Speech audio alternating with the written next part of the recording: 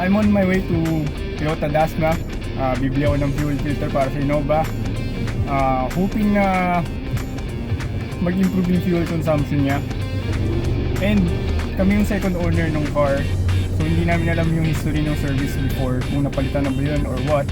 So it's a good time to buy a new one and replace it. And yeah, hope.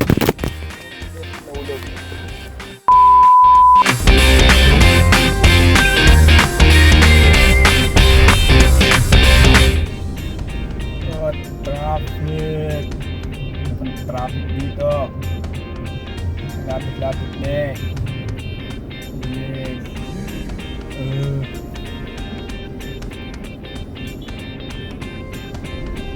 Grabe, hindi ko na-expect na traffic dito. Parang ngayon lang ako na traffic dito. Ano meron? Ano yung Toyota eh?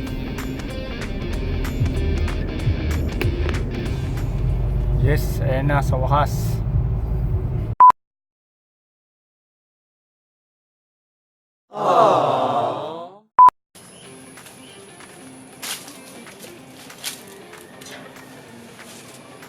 Hello guys, so we're here and finally 1 week after dumating na yung part sa Toyota Dasma and eto, nakuha ko na siya.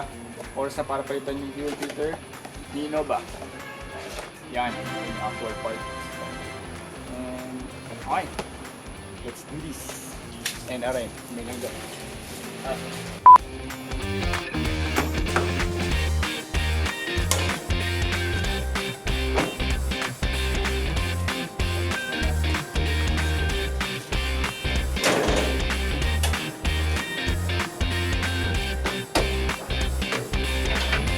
Okay, first things first, safety. So kailangan natin ng safety goggles para hindi malagyan ng gas yung ating mata. Then second, 10mm socket. Pantanggal yan doon mismo sa fuel filter. Then, una natin gagawin is tatanggalin yung battery. So 10mm din ito. Hindi kasha. So okay, ayan, meron tayong proper tool. So yeah, 10mm, disconnect natin yung negative terminal ng battery.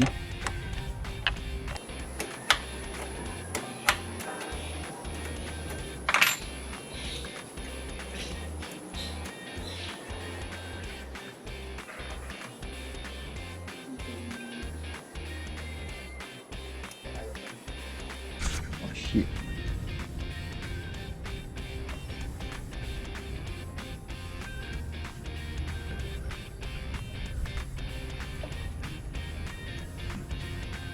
Ba tayo?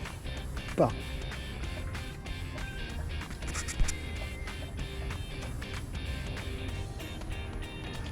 Yun. Next, kailangan natin tanggalin tong fuel or charcoal canister. So basically, okay, madilim. Kunin ko lang yung phone ko.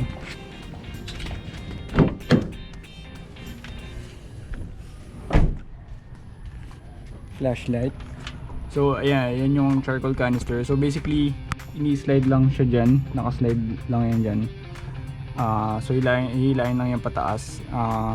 Pwede nyo rin tanggalin itong mga hose.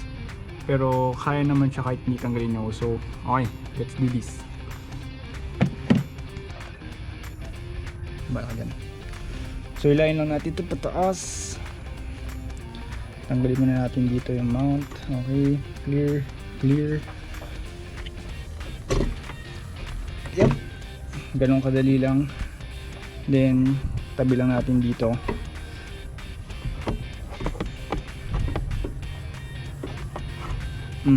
Ayan.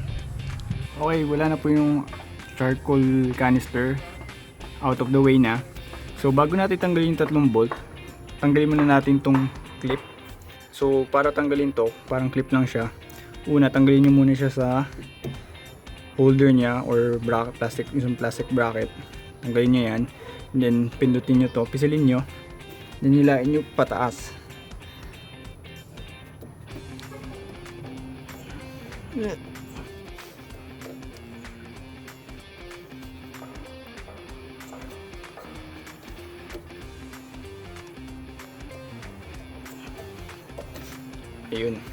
So ganun lang guys. So tabi nyo muna yan. Shit, naglilik. Then pwede na natin tanggalin yung tatlong bolt. So niluwagan ko na siya ng konti kanina, pero not to the point na gumagalaw na yung fuel filter.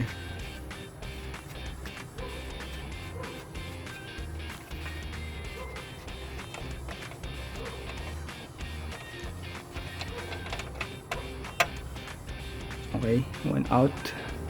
Lagyan natin somewhere na hindi makawala. Okay, dyan muna.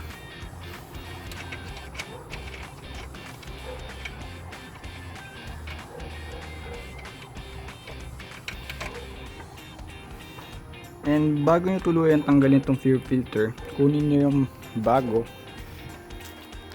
Okay. Tapos meron itong plastic, kunin nyo. Yan. Tapos babalik mga ito dyan. Uy, balik.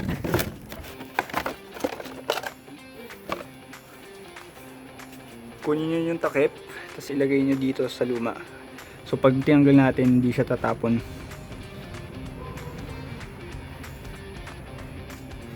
Ayan.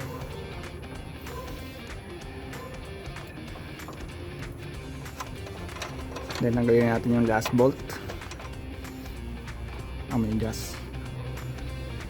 And tada. Meron pa yung isang clip sa baba. So yun naman yung susunod na tatanggalin natin. And since di ko kayang isang kamay, cut.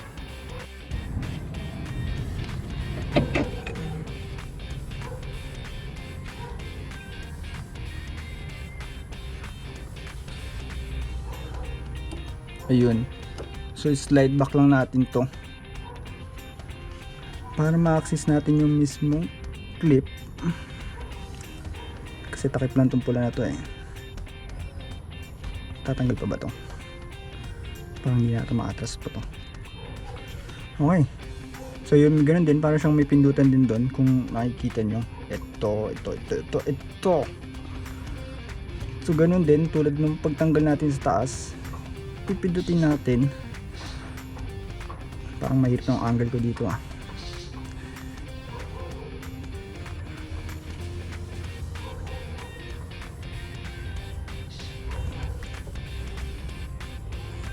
Okay, nangangalay na ako.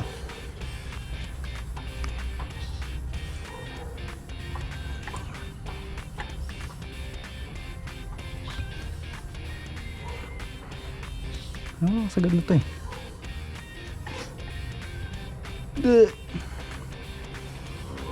Lumalaw na ba? One eternity later.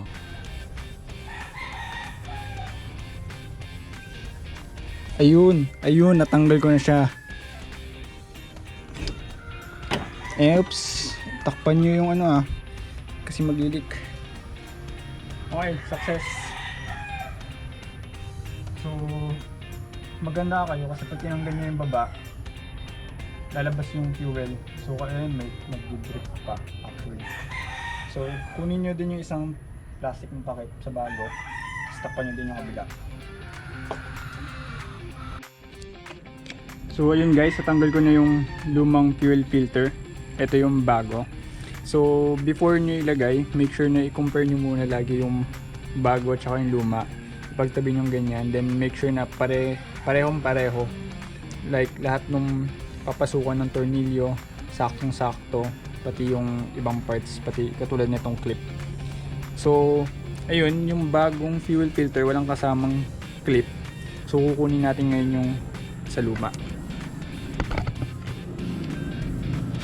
And nga pala, pag tinanggal nyo, make sure maganda kayo kasi tutulo yung crudo. Ayan, or yung gas rather. Ang daming tumulo kanina, kaya kung mapapansin nyo, tinanggal ko yung gloves ko kasi babad na sa gas. Kailangan kasi natin luwagan tong clip na to.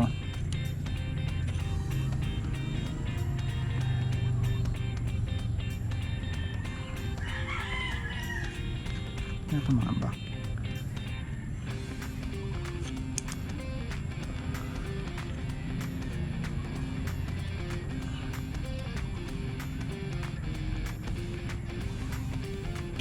Yun. Tanggal na. So, bali nakaganyan siya, di ba? Ganyan. So, kailangan pindutin to eh. Kung nakikita nyo, okay, focus natin dyan. Hindi pala pwede. Basta yan. Pipihitin din yung pag ganyan. Okay, para matanggal. Then, lipat natin sa bago. Ganyan, simple lang. Salpak. Tapos. And tama ba? Tama, okay. May beauty yan. First order is kakabit muna natin itong baba. Ito muna unahin natin. Okay. Grab that. Make sure pumasok siya. Okay na yan. Then make sure na ipapasok nyo ito ulit. I-clip nyo ulit siya.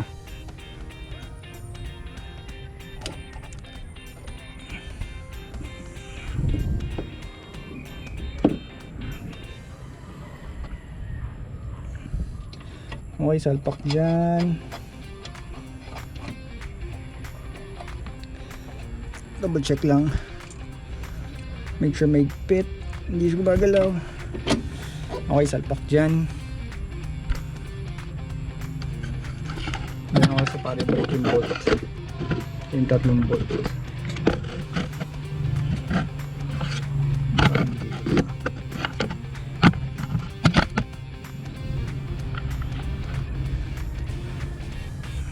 Then yung taas,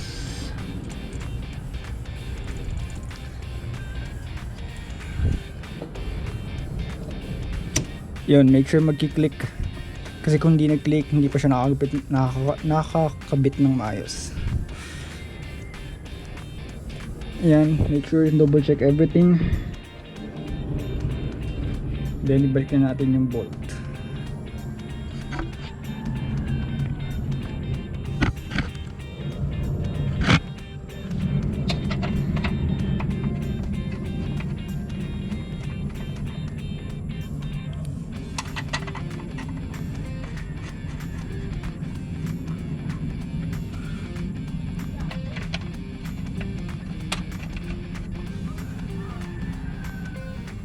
Okay, iipitan na lang.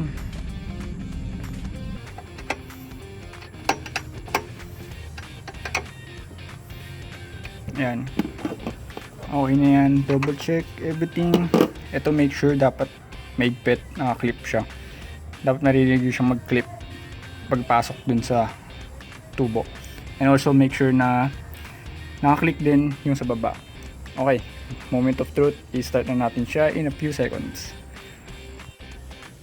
And don't forget, huwag nyo kakalimutan, i-connect nyo ulit yung negative terminal ng battery nyo bago natin siya i-start.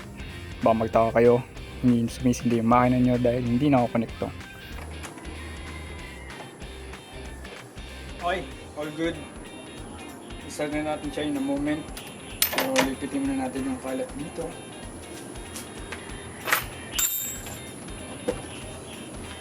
Make sure na sigurado kayong na-clip nyo na yung fuel lines, so ating fuel filter, and walang tagas dito sa battery.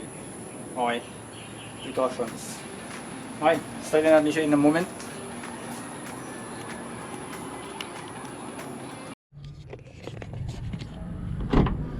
Okay, time to start. Let me get this out of the way. Okay.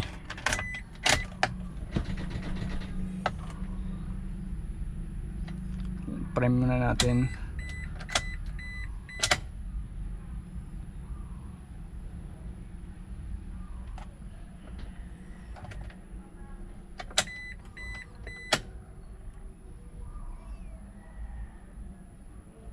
Okay, let's do this.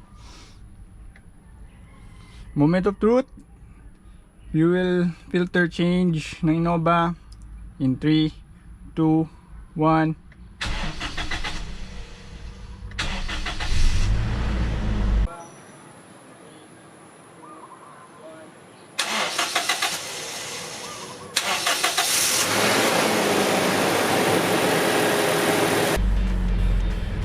Okay, success. Nag-start siya. So, ngayon tingnan natin kung may leaks.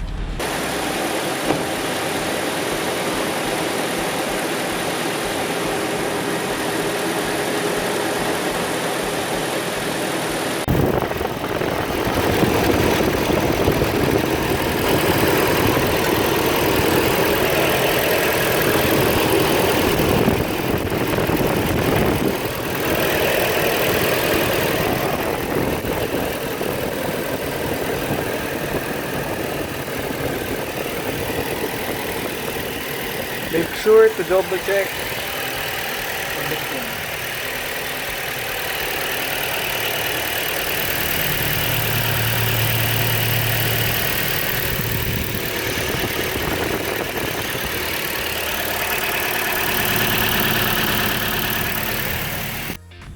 Okay, ngayon tingnan natin kung ganong kadumi na nga ba itong lumang fuel filter na to. So, alam ko may gas pa dyan sa loob.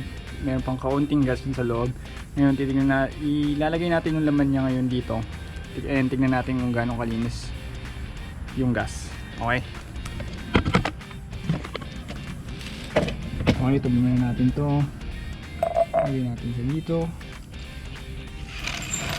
Sayang yung ba? Okay, nandito ba? Yun.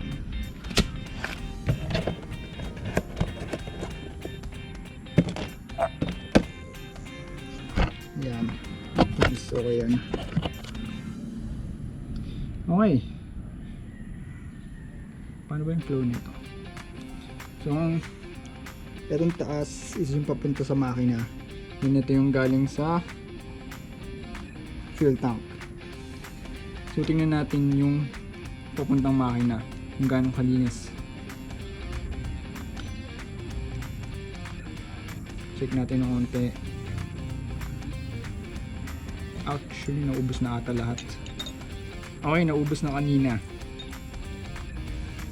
Mukhang malinis pa siya eh.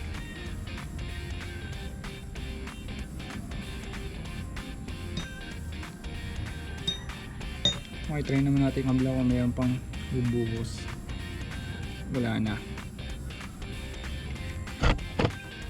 Wala na. Ayun. Yan. Mutak.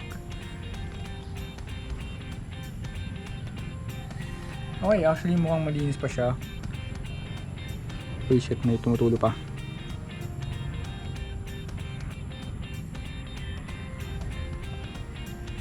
Meron pa ba? Meron pa ba?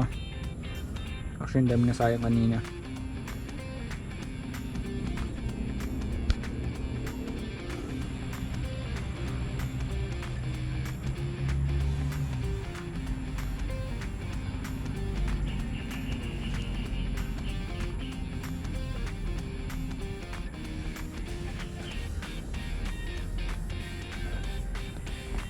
Okay, I think yun na lahat yun. So ayan guys, mukhang malinis pa naman siya.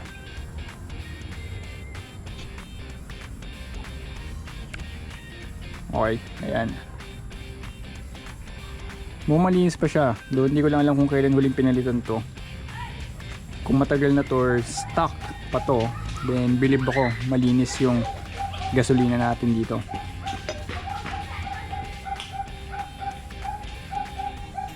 May date kaya to? Oo, kung nakikita nyo, mukhang may date nga siya dito. Doon hindi ko mabasa. Pero yeah, that's it.